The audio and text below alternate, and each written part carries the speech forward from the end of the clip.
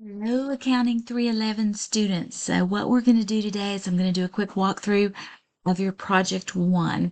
So I want to, first of all, enter Lorenzo's information. So we're going to go to the Lorenzo's Data tab, and this information is simply taken from the information we're given. So we can enter our $7.50 sales price. We can enter the cost of our paper. We enter the cost of our printing. These are per unit costs in this section. So we're just going to go through and enter these. And then our staff salaries of $48,000 and our other operating costs of $12,120. All of this comes from your information that you're given for the problem. Our target profit goal, he says he wants to earn $12,000. That's his target profit. Okay, then we need to use formula for these sections. So our total variable cost, we're just going to do an at sum. So you're going to go up to the at sum symbol, which is right there. Click on it. It's going to automatically go straight up, but you don't want it to go straight up. So you want to take your mouse, put it here, and highlight those three amounts because you're adding your variable costs. Okay, the other option would be to do an equal plus 70 cents, equal plus. So you could also do this, equal plus, equal plus, equal plus. Although the at sum function is somewhat more efficient. Okay, for contribution margin, we are going to, that is our selling price, equal plus our selling price minus our total variable costs, and that gives us our contribution margin. Our total fixed costs, again, we can go to our at sum, and we can add those two together.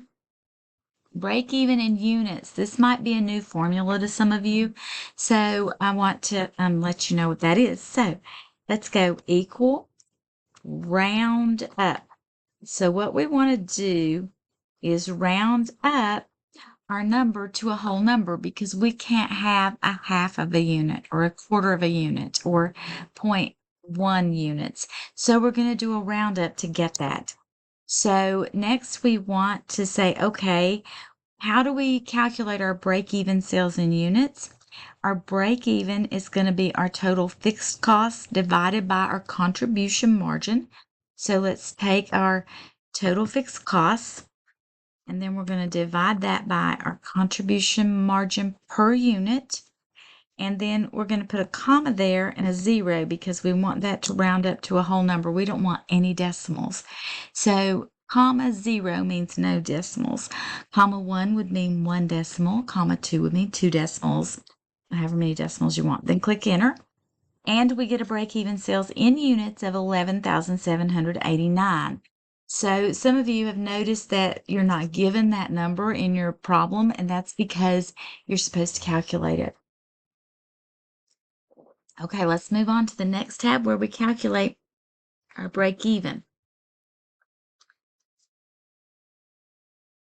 Okay, so our break-even number, the first thing we're going to do is we're going to find our break-even number of sales. So that is going to be our break-even sales in units multiplied by our sales price, right? So let's start here and let's do an equal. And then let's go over to our data tab and let's click on the selling price. Then we're going to do a shift asterisk. That asterisk is over your 8, and that is your multiplication. And we're going to multiply that by our break-even sales in units. And that is going to give us a total sales of $88,417.50. Next, we're going to calculate our variable costs. Now, our variable costs are also going to be multiplied by our break-even number of units. So, let's start out with our paper. Let's do an equal. Let's go over to our data. Type in our cost for the paper, then our shift asterisk, which is over the 8 key, number key. And then let's don't have parentheses. And then our variable costs are going to be 82.52.30.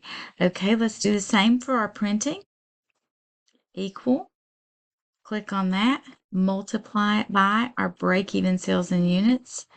And that's going to give us our break-even contribution margin for our printing costs. Break-even contribution margin income statement section, our printing section. You know what I mean, right? Okay, let's calculate that for our film. Let's say, okay, our variable film costs are going to be our costs per unit for our film multiplied by our break-even units, and that's going to be our cost for our film. Now what we can do for our total variable costs is we take this line there, and then we're going to sum them up just like we did on the other one. Sum them up. Okay, then we have our contribution margin. So our formula is going to be our sales minus our variable cost. Oops, I have a typo. Let's see what I did wrong. I have two equals there. See, the good thing about Excel, it tells you when you have a problem. There you go. Okay, sometimes it tells you when your formula is wrong if it's just if you have two equals by mistake.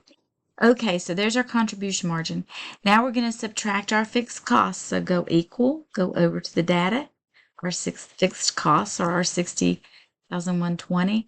Our operating income is going to be our contribution margin minus our fixed costs. Now this isn't exactly zero in this scenario because we have some rounding issues. We have our various little, well, that's what it is, rounding issues basically, where when you multiply and divide, and you do your roundup function, you're always going to have a few dollars here and there. Sometimes you won't. Most of the time you'll have a few cents or dollars there, but it's very, very close. So this is our operating income if we are as close to our break-even as possible. Okay, let's go to our section, our scenario. Oops, hold on. Yeah, let's go to our scenarios A. I'm going to move this over to A. Scoot over to A. There we go. So we're working on our scenario A. So we're going to have to start somewhere, right? So let's take a look at what they tell us in our worksheet. And I am going to take a look at our worksheet. It says we want to take a look at Lorenzo's data and we want to get an understanding of his financial statements. And then we want to say, okay, look at these 5 scenarios. First of all, we want to lower the selling price by 10% and increase the sales volume by 5%. So let's do that. Let's look at our selling price. What is Lorenzo's selling price? Let's see. Lorenzo's selling price is $750, right? So the first thing we want to do is we want to lower his selling price by 10%. Oh, is it 5%, 10%? Let's look at it again. 10%. We're going to lower his selling price by 10%. Okay.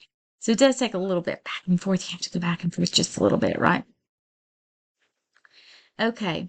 So in this case, we are going to use, to get our new selling price, we're going to use a formula. We're going to use the round formula again. So in this case, we're going to round our number. And we're going to go over here to, oops, we have to have a D in there. Oh, my typing, I need to work on my typing, don't I? Okay, so we're going to take the selling price. Let's go to his data. And we are going to multiply that by 90%, 0.9, because we're going to reduce it by 10%. And then we're going to round that to 2 decimal places. And that's going to give us a new selling price of $6.75. Now let's take a look at our new sales volume in units. And what we're going to do there is we're going to use round up for that one so that we have a whole number. And we are going to say we're going to use our at roundup function. And we are going to go to Lorenzo's sales volume in units. And we are going to multiply that by 1.05 because we're going to take that full amount and we're going to add 5% to that. And we want that to be in whole numbers, so we want no decimal places in that. So we want to put a 0 there. Okay, now we have our new sales volume and our new sales price. So to get our sales, all we have to do is, am I in the correct, gotta be in the correct thing here. Let me go in the cell, correct cell, sorry, not thing, cell. Okay, so all we want to do in this case is we're going to multiply our new sales volumes times our new selling price. And that's going to give us $83,558.25. Okay, now we want to calculate our variable costs. So let's take our variable costs, let's do equal plus, and let's go to our new sales volume in units, and let's multiply that by our variable cost. So here's our total variable cost per unit of $2.40. So that gives us variable cost of $29,709.60.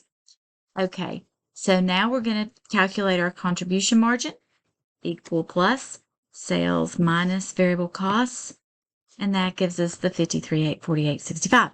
Okay, let's subtract our fixed costs. All we have to do is go over to Lorenzo's data to our fixed costs, total fixed costs, and that gives us our $60,120.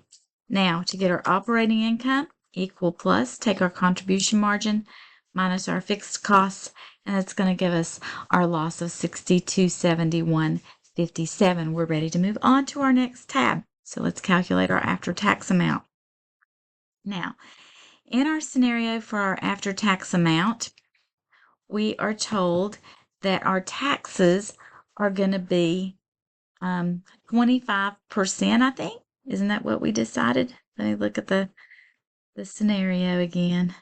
We're constantly having to look at our scenarios over and over again to make sure that we do the right thing. I think it's 25% is our taxes. And we're wanting to calculate our, taxes are 25%, pretty sure. Some of these you really do have to look and make sure that you read through all of the information to get this. So he realizes his tax rate's 25%, or thereabout, close to it. Okay, so let's take a look at this. Now, if you have a loss, it's probably going to be 0 for this one, but I'm going to go ahead and calculate it the way that it is, the way that it'll be for the other ones. Okay, so let's go to our scenario. Let's take our operating income. Let's multiply that by 0.75 to get our tax effect, and that's going to be our tax effect for that particular one. Okay, now, and this one, you can also have 0 there, but I did this so that you can see what this formula is for your, you're going to go to your 2A tab, take that net income and multiply it by 0.75%. The reason you multiply it by 0.75 is 1 minus 0.25 is your tax amount. Okay, then let's take a look at the next one, and let's go over to our price increase one, and let's take a look at that. Now, we're talking about increasing the price for this. So what they want to do is they're going to have a new selling price on this one. So we say, okay, he realizes now he wants to raise the price and see if you think this is a viable option. He says that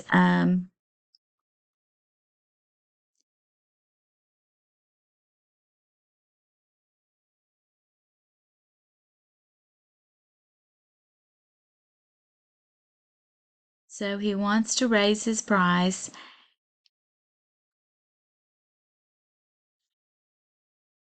He wants to raise his price to $9.25. Pretty sure is what he's wanting to do there. I'm trying to figure out where it tells us that.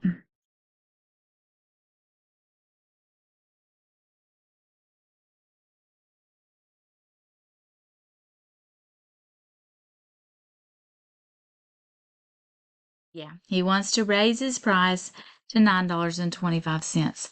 So what we're going to do, I'm going to show you the way the answer key does it. I had a couple of students tell me that if they raise the price to $9.25 and then they reduce it by that 10%, that they get a different price. So I have two options for that. So if you choose to do it that way, you'll get a new selling price of $833. For this one, I'm going to go by the original answer key, and I'm just going to use the 925. But just so you know, that's what's going to happen. Okay, so let's do this the easy way, all right? For scenario A, I'm just going to take this, I'm going to copy this, and I'm going to paste it over here into this tab because it's going to be exactly the same. Okay, there you go. We're just going to paste it over into this tab. Okay, then I'm going to take oops, move that down. Oh, that'd be nice if I moved that down a bit, wouldn't it? To fit in there. Yes, I do want to replace it. Okay. Let's get that back to where it's supposed to be.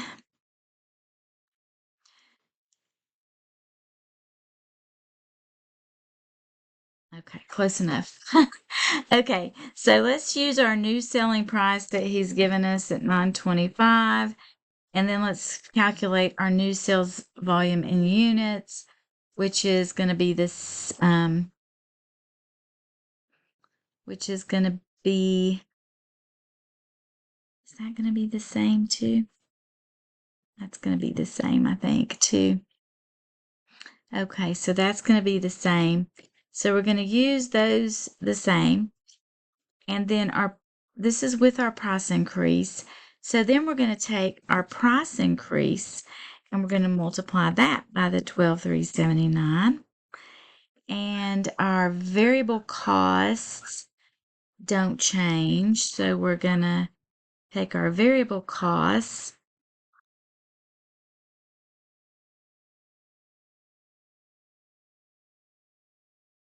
We're going to take our variable costs and we're going to multiply those the same way. We're going to go over here to Lorenz's data. We're going to take our variable costs. We're going to multiply that by our new sales volume in units.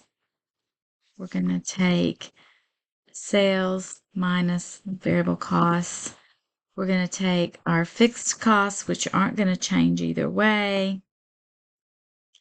Go back to Lorenz's data, get that. We're going to take our contribution margin minus our fixed costs. Then we're going to have our income tax effect because we want to see what our income tax is going to be. So we're going to take our operating income, multiply it by 25%. And we are going to subtract our income tax from our operating income. And we have our net income after tax for that scenario. Now, if you did it the other way, as some students have chosen to do it, you will adjust that price, and then of course all your numbers will be just a little bit different. The answer key has used this same price and has not taken the new selling price and then made the adjustments to it. It's mostly interpretation, but I've been using the new selling price in this video. Okay, let's take a look at our special order. Special order, we are told that we're given some information.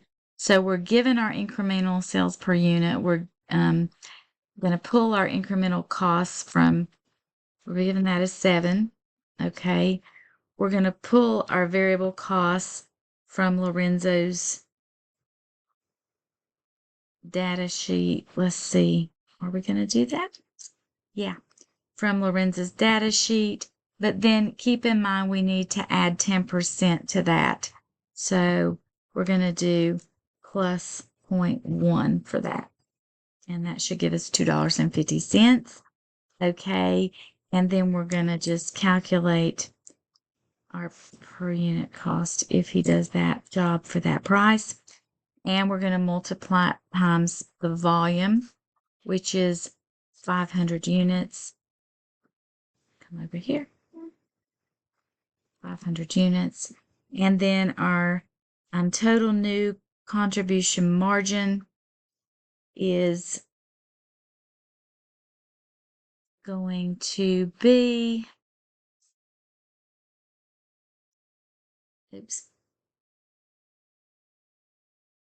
our 450 times our 500 units, 2250. And then we're going to subtract our fixed costs, which we're given. And then we're going to go to our new contribution margin, less additional costs, income tax at 25%. So we're going to multiply that by 25%.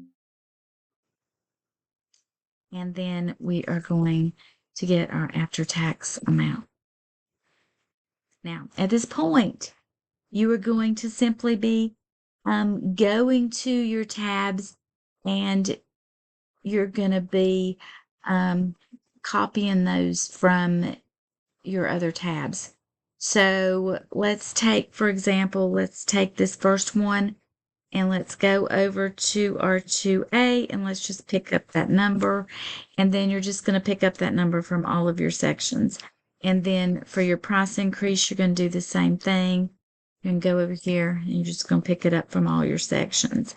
Then with the special order, that's just going to be, you're going to add this number to your new net income from your special order. Same thing with this. You're just going to add this, and then you're going to add that to your special order to get your amount. Okay, so that's how it goes. I hope this helped you, and call me if you have questions, text or call me if you have questions, and I will troubleshoot it a little bit for you. Thank you so much.